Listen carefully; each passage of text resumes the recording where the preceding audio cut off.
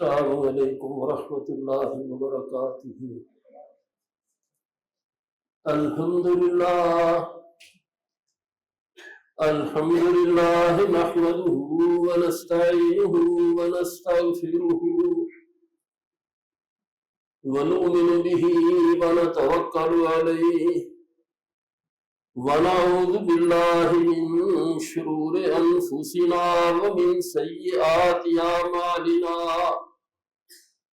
من يهده الله فلا مضل له ومن يضلل فلا هادي له، وأشهد أن لا إله إلا الله وحده لا شريك له، وأشهد أن محمدا عبده ورسوله، أما بعد فإن أحسن الحديث كتاب الله، فأحسن الهدي هدي محمد صلى الله عليه وسلم، وشر الأمور محدثاتها وكل محدثة بدعة وكل بدعة ضلالة وكل ضلالة في النار۔ اللهم صل على محمد وعلى آل محمد كما صليت على إبراهيم وعلى آل إبراهيم إنك حميد مجيد۔ اللهم بارك على محمد وعلى آل محمد كما باركت على إبراهيم وعلى آل إبراهيم إنك حميد مجيد۔ أعوذ بالله من الشيطان الرجيم، بسم الله الرحمن الرحيم۔ إن الله يأمركم أن تؤدوا الأمانات إلى أهلها وإذا حكمتم بين الناس أن تحكموا بالعدل، إن الله نعم ما يعظكم به، إن الله كان سميعا بصيرا۔ اللہ تعالی نے انسان کو پیدا فرما کر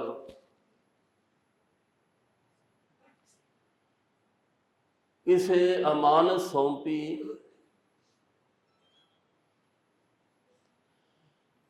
امانت سونپنے کے بعد پھر اس کا امتحان رکھا کہ یہ اس امانت کا حق ادا کرتا ہے یا اس کے حق ادا کرنے میں کوتاہی کا مرتکب ہوتا ہے۔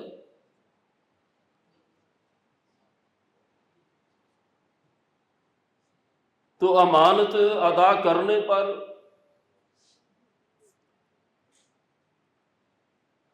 حد المقدور اپنی طرف سے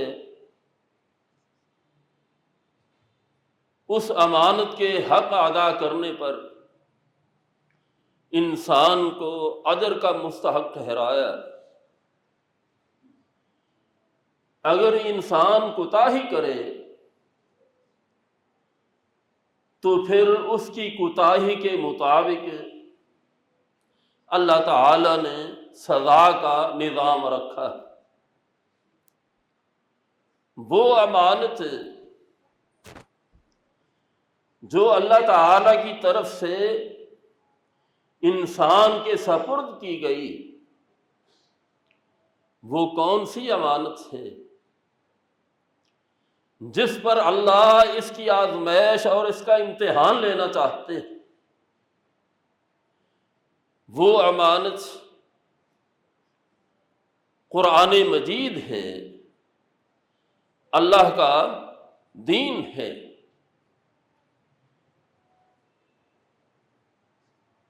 اسی لیے اللہ تعالیٰ ارشاد فرماتے ہیں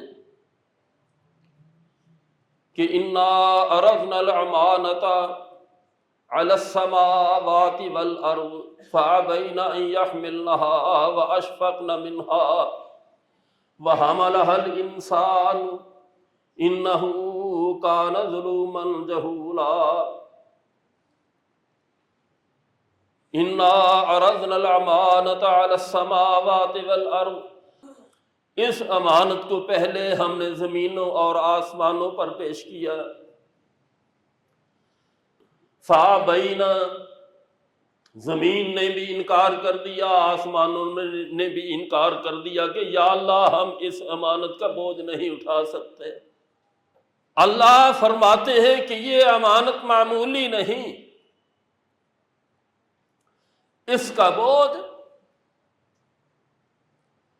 بہت زیادہ ہے کہ اس کے بوجھ اٹھانے سے زمینوں نے بھی انکار کر دیا، آسمانوں نے بھی انکار کر دیا. فرمایا انا عرضنا الامانۃ علی السماوات والارض فابین ان یحملنها وحملها الانسان. اس کے بعد اس امانت کو انسان پر پیش کیا گیا تو انسان نے اس امانت کو اٹھانے کی حامی بھر لی. انسان نے اللہ سے وعدہ کر لیا کہ یا اللہ میں اس کا بوجھ اٹھانے کے لیے تیار. وَحَمَلَهَا الْإِنسَانُ، زمینوں نے انکار کیا، آسمانوں نے انکار کیا. وَحَمَلَهَا الْإِنسَانُ، لیکن انسان نے اس بوجھ کو اٹھانے کا اقرار کر لیا. آگے اللہ فرماتے ہیں اِنَّهُ كَانَ ظُلُومًا جَهُولًا، اس نے یہ جو انکار کیا تھا، اقرار کیا تھا، میرے ساتھ وعدہ کر لیا کہ میں اس کے بوجھ کو اٹھانے کے لیے تیار ہوں. فرمایا یہ اقرار اس نے اپنی جہالت کی بنا پر کیا ہے. کیوں؟ اس کی وجہ یہ تھی کہ اس انسان کے ساتھ میں نے خواہشات کے خزانے رکھے ہیں، خواہشات رکھی ہیں، اور میری یہ امانت اس کو خواہشات سے روکے گی. جب یہ عملی میدان میں جائے گا، ایک طرف انسان کی خواہشات ہوں گی اور دوسری طرف میری امانت ہوگی، تو اب انسانوں کی اکثریت اس امانت کا جس کو اٹھانے کا انہوں نے اقرار کیا تھا اس کو فراموش کر کے اپنی خواہشات کو قبول کریں گے. فرمایا یہ انسان کو علم ہی نہیں تھا، انسان جاہل تھا اس بات سے کہ جب میں نے اس امانت کو اٹھانے کا اقرار کر لیا، حامی بھر لی، تو میرے ساتھ جو میری خواہشات ہیں ان خواہشات کا اس سے مقابلہ ہوگا. اسی لیے دوسرے مقام پر اللہ ارشاد فرماتے ہیں کہ وہ انسان جو میری اس امانت کو چھوڑ کر اپنی خواہشات کے پیچھے لگتا ہے، فرمایا وہ مشرک انسان ہے. اس نے میرے مقابلہ میں اپنی خواہشات کو کھڑا کر لیا. فرمایا افرأیت من اتخذ الہہ ہوا، اے میرے نبی کیا آپ نے اس انسان کی طرف نہیں دیکھا کہ جس نے میرے ساتھ تو یہ اقرار کیا تھا، وعدہ کیا تھا کہ یا اللہ خواہشات کو چھوڑ کر اس امانت پر عمل کروں گا، تیرے احکامات کی پابندی ہوگی، لیکن جب وہ عملی میدان میں آیا تو آپ نے اس وعدے کو بھول گئے، وعدے کو فراموش کر دیا۔ اب اس نے خواہشات کو نہیں چھوڑا، میری امانت کو چھوڑ دیا، میری امانت کو بلا دیا، اور اپنی خواہشات کے پیچھے اس نے دوڑنا شروع کر دیا۔ فرمایا افرأیت من اتخذ الہہ ہوا، جس طرح میرا حق تھا کہ میری عبادت کی جاتی، میرے ہر حکم پر عمل کیا جاتا، میری ہر بات کو تسلیم کیا جاتا، لیکن اس انسان نے یہ حق اپنی خواہشات کو دے دیا، اپنی خواہشات کی تکمیل کے پیچھے اس نے دوڑنا شروع کر دیا۔ جو اس کی من میں آیا، جو چیز اس کو اچھی لگی، تو اس نے یہ کبھی نہیں سوچا کہ اس سے میرا رب ناراض ہوگا یا میرا رب راضی ہوگا۔ یہ بغیر سوچے سمجھے اپنی خواہشات کی تکمیل کی طرف دوڑتا رہا۔ تو میرے بھائیوں، آج دیکھیں ہماری اکثریت کا کیا حال ہے، اکثریت کا کیا حال ہے۔ آپ حیران ہوں گے، رسول اللہ صلی اللہ علیہ وآلہ وسلم سے پوچھا گیا ہے کہ اللہ کے رسول، جنت میں کتنے لوگ جائیں گے؟ میرے بھائیوں، یہ باتیں غور طلب ہیں، سوچنے کی ہیں۔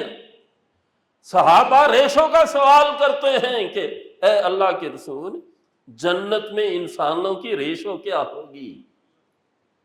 تو آپ نے فرمایا 1000 میں سے 999 جہنم میں جائیں گے اور ایک آدمی جنت میں جائے گا۔ یہ کون کہہ رہا؟ اللہ کا رسول۔ یہ اس زبان سے نکلے ہوئے الفاظ ہیں کہ جس کے متعلق اللہ تعالیٰ قسمیں اٹھا کر کہتے ہیں کہ وَالنَّجْمِ إِذَا هَوَىٰ مَا ضَلَّ صَاحِبُكُمْ وَمَا غَوَىٰ وَمَا يَنطِقُ عَنِ الْهَوَىٰ۔ میرا نبی اپنی مرضی سے بولتا ہی نہیں، اپنی زبان کو اپنی مرضی سے حرکت دیتا ہی، اس نبی کی زبان سے نکلا ہے کہ 1000 سے ایک آدمی جنت میں، 999 جہنم میں۔ اب آپ ذرا غور کریں، جب غور کریں گے تو رسول اللہ صلی اللہ علیہ وسلم کا فرمان واضح ہو جاتا ہے۔ 999 یہ سب اپنی خواہشات کے پجاری ہیں، اپنی خواہشات کو پورا کرنے کے لیے انہوں نے اللہ کی حدود کو توڑا، رسول اللہ صلی اللہ علیہ وآلہ وسلم کی سنت سے اعراض کر لی ہے۔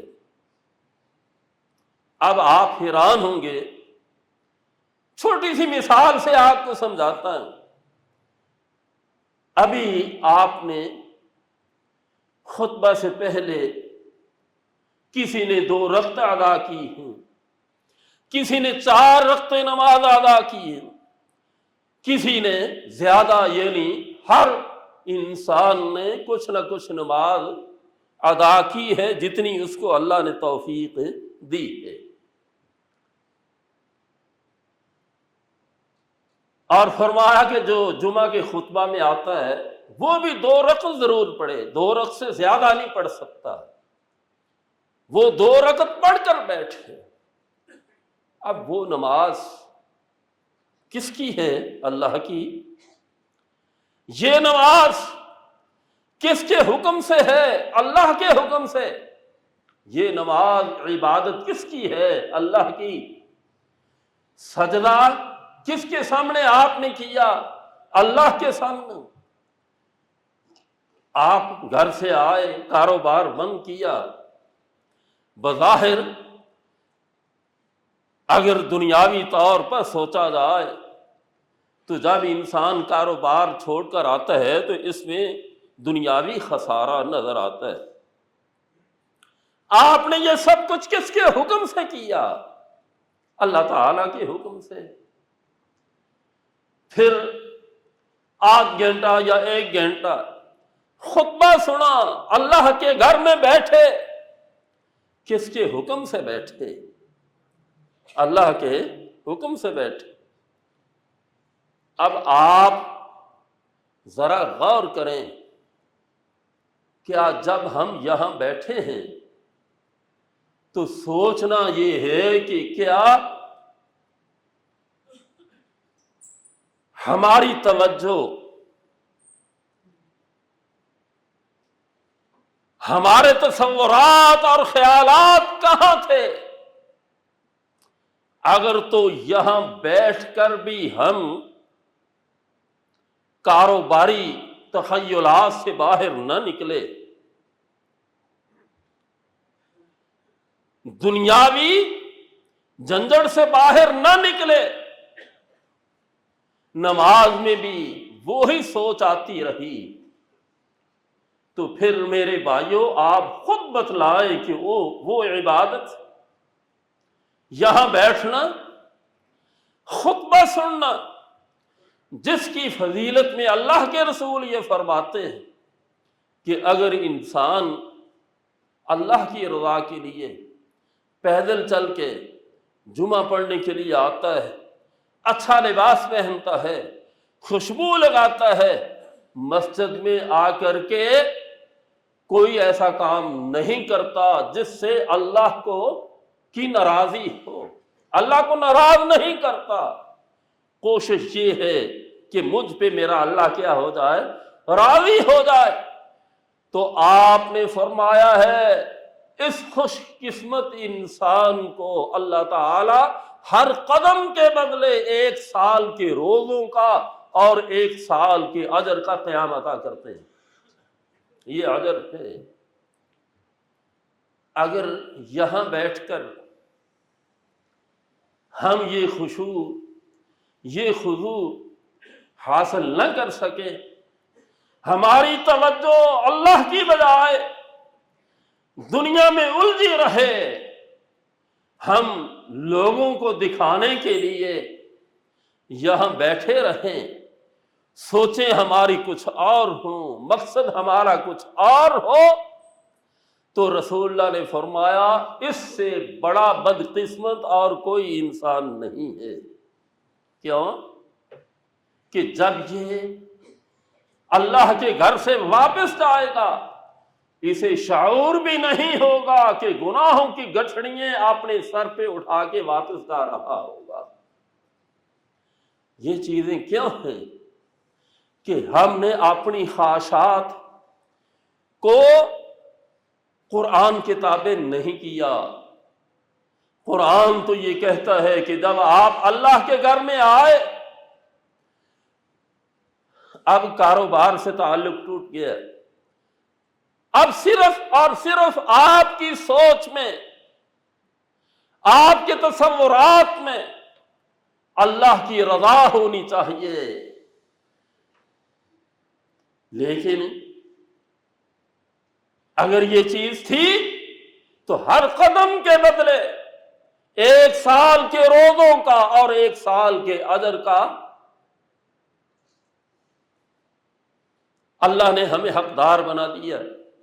اگر یہ چیز نہیں تو پھر ٹائم بھی وہی، انسان بھی وہی، جگہ بھی وہی، لیکن اسے پتہ ہی نہیں، گناہوں کی گٹھڑیاں سر پہ اٹھا کے واپس جا رہا۔ تو اس لیے میرے بھائیوں، اگر کوئی انسان نماز پڑھتا ہے،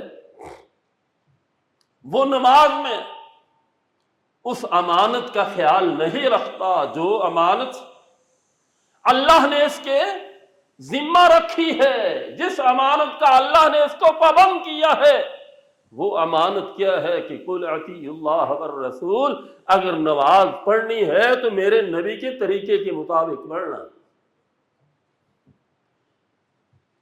یعنی سنت پہ عمل کرنا، عبادت کو رسول اللہ صلی اللہ علیہ وآلہ وسلم کے بتلائے ہوئے طریقے کے مطابق ادا کرنا، یہ انسان کے ذمے فرض ہے، یہ اللہ کی طرف سے امانت ہے۔ اس امانت کو ادا کرنے کا شریعت نے ایک طریقہ مقرر کیا تھا، اللہ نے، آپ کے خالق نے، آپ کے مالک نے وہ طریقہ مقرر کر دیا ہے۔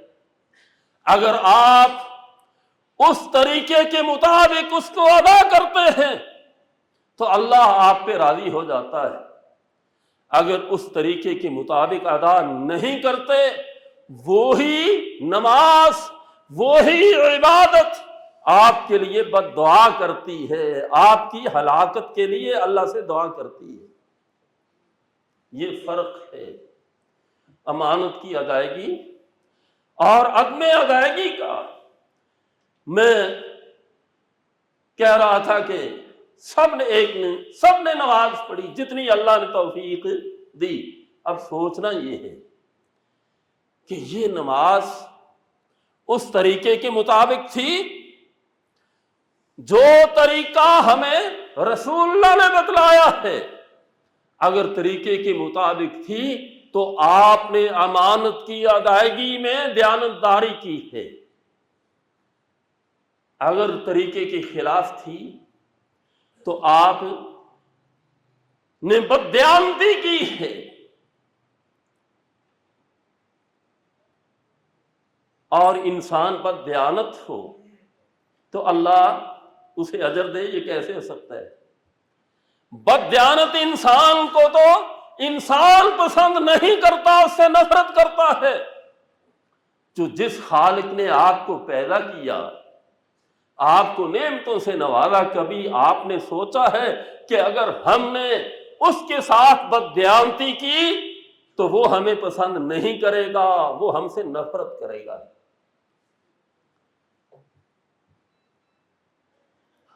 اب کسی کی دل آزاری مقصود نہیں، آپ کو سمجھانا مقصود ہے۔ طریقہ نماز شروع کرنے کا کیا ہے؟ رسول اللہ صلی اللہ علیہ وآلہ وسلم اگر اکیلے نماز پڑھتے تو اپنے پاؤں کو اپنے کندھوں کے مطابق کھولتے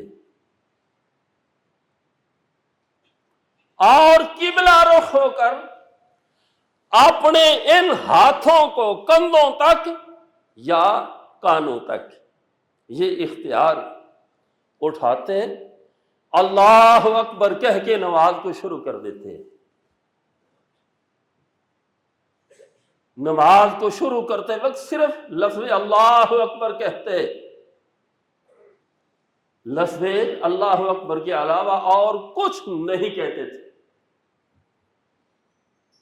اب ہمارے کتنے ہی بھائی ایسے ہیں جو ہاتھ اٹھاتے ہیں، رسول اللہ تو کہیں، صحابہ یہ بات کہیں، تابعین یہ بات کہیں، ائمہ یہ بات کہیں کہ جب ہاتھ اٹھانے ہیں، ہاتھ اٹھا کر کیا کہنا ہے؟ لفظ اللہ اکبر۔ تو ہم کوئی اور الفاظ کہنا شروع کر دیں۔ کتنے ہی ہمارے ایسے بھائی ہیں جو یہ الفاظ سے کہتے ہیں کہ 4 رکعت نماز فرض اللہ تعالیٰ کے فلاں فلاں، جس کو ہم نیت بولتے ہیں۔ کہتے ہیں کیا کبھی ہم نے سوچا ہے یہ اس طرح یہ الفاظ کہنا پیارے نبی سے ثابت ہے یا ثابت نہیں؟ اگر ثابت ہے تو پھر ہم خوش قسمت ہیں، ہمیں عمل کرنا چاہیے۔ اگر ثابت نہیں تو جس عمارت کی بنیاد ہی آپ ٹیڑھی رکھ رہے ہیں، خلاف سنت رکھ رہے ہیں، وہ عمارت پھر تعمیر کس طرح ہوگی؟ اس کا انجام کیا ہوگا؟ تو میرے بھائیوں، جس عبادت کی بنیاد ہی سنت کے علاوہ رسول اللہ کی مخالفت پر ہے، جس عبادت کی بنیاد ہی خیانت پر ہے، تو وہ عبادت آپ سمجھ لیں کہ اس کا پھر انجام کیا ہوگا۔ یہ ریشو جب آپ نکالیں گے تو رسول اللہ صلی اللہ علیہ وسلم کا وہ فرمان کہ 1000 میں سے 1 جنت میں جائے گا، آپ کی سمجھ میں آ جائے گا۔ اب آپ کسی کو بتلائیں، وہ ناراض ہو جاتے ہیں، ہم نے یہ کبھی نہیں سوچا۔ بھئی اگر یہ میرے بھائی نے مجھے بتلایا ہے تو میری نماز کا اسے کیا نقصان ہے یا اسے کیا فائدہ ہے؟ بھئی وہ نہ اس کو تمہاری نماز کا کوئی فائدہ ہے نہ نقصان، وہ تو آپ کی خیر خواہی کر رہا ہے، آپ کو بتلا رہا۔ آپ کو تحقیق کرنی چاہیے، آپ کو علماء سے پوچھنا چاہیے۔ آپ علماء سے پوچھیں تو پھر اس کے علاوہ ایک اور چیز ہے، یہ تو ہم سارے اکثریت کہتی ہے کہ نیت کریں 4 رکعت نماز پڑھو، یہ کہیں، یہ کبھی ہم نے سوچا ہے کہ جو 1 رکعت رہ جائے یا 2 رکعت رہ جائے تو وہ نیت کس طرح کرے؟ یہ بھی تو سوچ لے نا، یہ کبھی نہیں کسی نے بتلایا۔ تو میرے بھائیوں، اللہ کہتے ہیں کہ انا عرضنا الامانۃ علی السماوات والارض والجبال، اس امانت کو، اس دین کو ہم نے آسمانوں پر اور زمینوں پر نازل کیا، فابین ان یحملنها، زمینوں نے اور آسمانوں نے اسے قبول کرنے سے انکار کر دیا۔ انہوں نے کہہ دیا کہ یا اللہ ہم کمزور ہیں، ہم اس پر عمل پیرا نہیں ہو سکتے، ہمیں معاف کر دیا جائے۔ وَحَمَلَهَا الْإِنسَانُ، تو جب انسان پر پیش کیا تو انسان نے جرت کا مظاہرہ کرتے ہوئے اسے قبول کر لیا۔ تو جب عملی میدان میں آیا، عمل کا وقت آیا، تو پھر اس نے خیانت شروع کر دی، خیانت شروع کر دی۔ یہ قرآن ہے، بار بار ہمیں پکار رہا۔ میرے بھائیوں، یہ مثال میں نے آپ کی خیر خواہی کے لیے دی ہے، میں آپ کو سمجھانا چاہتا ہوں۔ آپ تحقیق کریں، علماء سے پوچھیں، جاؤ حنفی علماء سے پوچھ لیں، کیا کسی امام سے اس طرح کے الفاظ کہنا ثابت ہے؟ میں آپ کو کے لیے اور سہولت پیدا کرتا ہوں۔ امام ابو حنیفہ رحمہ اللہ نے پوری زندگی کو یہ ایک نماز یہ الفاظ کہہ کر شروع کی ہو، اگر ہے تو ہمیں بتلائے، ہم بھی پڑھنے کے لیے تیار۔ کیا امام ابو حنیفہ رحمہ اللہ کو دین کی سمجھ نہیں تھی؟ وہ لفظ امانت کا مفہوم نہیں سمجھ سکے؟ اگر یہ نہیں تو پھر ہمیں سوچنا چاہیے کہ یہ الفاظ ہم نے کہاں سے نکالے۔ یہ دین میں خیانت ہے، یہ امانت جو اللہ نے ہمارے ذمے رکھی تھی اس میں خیانت ہے۔ تو اس لیے میرے بھائیوں، تحقیق کی طرف آئیں، مکھی پر مکھی نہ ماریں۔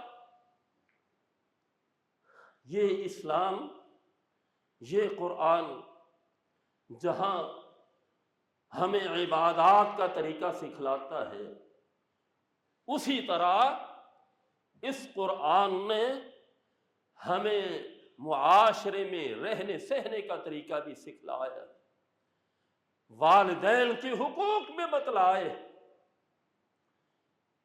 اب ایک صحابی تھے نعمان بن حارثہ رضی اللہ تعالی عنہ، رسول اللہ صلی اللہ علیہ وسلم فرمانے لگے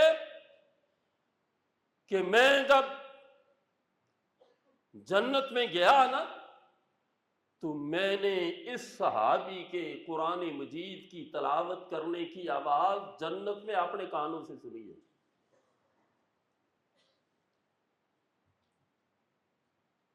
وہ انسان کتنا خوش نصیب ہے، قرآن مجید وہ زمین پر پڑے، اور اس کی تلاوت کی آواز رسول اللہ صلی اللہ علیہ وآلہ وسلم جنت میں سنے تو سوال ہوا کہ اسے یہ مقام کیوں عطا کیا گیا؟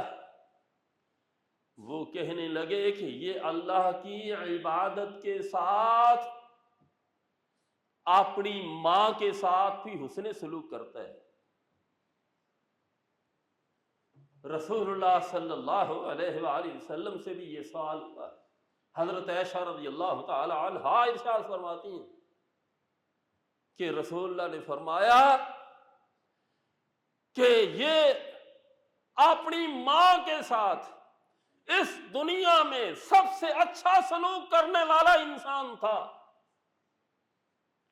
وہاں ابر کے لفظ ہیں، ابر کا معنی ہے ابر الناس، کان ابر الناس لأمہ، یہ اس میں تفضیل ہے کہ لوگوں میں سے سب سے زیادہ اپنی ماں کا خدمت گزار، اپنی ماں کا فرما بردار، اپنی ماں کا خیال رکھنے والا لوگوں میں سے سب سے زیادہ یہ کون تھا؟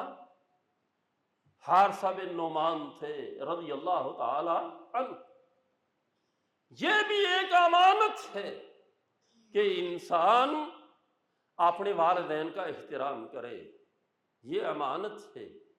یہ بھی امانت ہے کہ آپ حسن سلوک سے پیش آئے، یہ بھی اللہ کی امانت ہے کہ جب آپ کسی سے بات کریں تو آپ کے چہرے پر مسکراہٹ ہو، یہ اللہ کی امانت ہے۔ اگر کوئی حاکم ہے تو لوگوں کے لیے سہولت پیدا کرنا یہ اس کے ذمہ فرض ہے، یہ ایک امانت ہے۔ اگر وہ لوگوں کے لیے سہولت پیدا نہیں کرتا وہ خائن ہے، اس نے خیانت کی ہے۔